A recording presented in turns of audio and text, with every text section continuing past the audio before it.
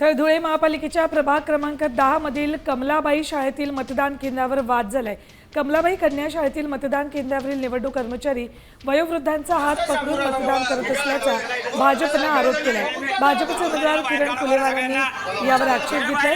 यावेळी मतदान केंद्राच्या खोली क्रमांक 9 मधील कर्मचारी मतदान प्रक्रियेत दोष हस्तक्षेप करत असल्याचा आरोप आहे। यावेळी मतदान केंद्रावरती भाजप तसेच राष्ट्रवादीच्या कार्यकर्त्यांची गर्दी झाली।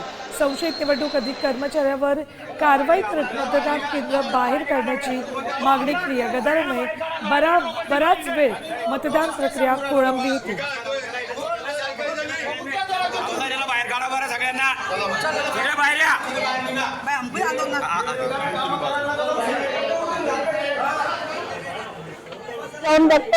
पण कमलाबाई शाळेत आज इथं आले असता इथं आम्हाला म्हणजे आम्ही स्वतः पाहिलेले आहे की या ठिकाणी स्वतः जे अधिकारी कर्मचारी आहे ते स्वतः उमेदवारांना पाठींमधून हे स्वतः सांगत आहे की कोणतं बटन दाबायचं।